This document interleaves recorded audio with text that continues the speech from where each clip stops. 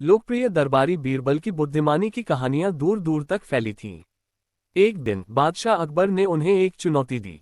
उन्होंने कहा, बीरबल, तुम इस गधे को 1 महीने में पढ़ना लिखना सिखा सकते हो। बीरबल जानते थे कि यह कार्य असंभव है, लेकिन उन्होंने बादशाह को मना नहीं किया।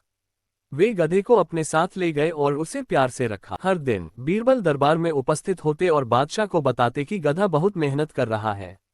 वह कहते, जहांपनाह, गधा अभी अक्षरों को पहचान रहा है, जल्दी पढ़ लेगा। बादशाह को विश्वास हो गया और बेसब्री से इंतजार करने लगे। 1 महीने बाद बीरबल गधे को लेकर दरबार में आए। दरबारियों में उत्सुकता जगी। बीरबल ने एक मोटी किताब गधे के सामने रखी और कहा, जहांपनाह, गधा अभी भी सीख रहा है, लेकिन अपनी भाषा में पढ़कर सुनाएगा। गधा किताब के पन्ने फाड़ने लगा, कभी रुककर हिनहिनाता, कभी सूंघता। तब बीरबल ने कहा, देखें, वह बता रहा है कि उसे और समय चाहिए। बादशाह और दरबारी हंस पड़े। उन्हें लगा कि बीरबल हार मान रहे हैं।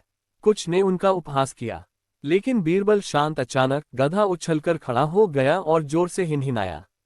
बीरबल ने कहा, जहांपनाह, गधा कह रहा है कि जो मूर्ख किताबें पढ़ सकते हैं, वे असली ज्ञानियों की तुलना में कुछ नहीं हैं। बादशाह और दरबारियों का उपहास शर्म में बदल गया। उन्होंने बीरबल की चतुराई की सराहना की। उन्होंने समझा कि असली ज्ञान बुद्धि और विनम्रता से आता है, न कि केवल पढ़ने लिखने से। इस कहानी से पता चलता है कि चतुराई और परिस्थिति को समझना समस्याओं को सुलझाने में अहम भूमिका निभाते हैं। साथ ही विनम्रता और दूसरों का सम्मान हमेशा बनाए रखना चाहिए।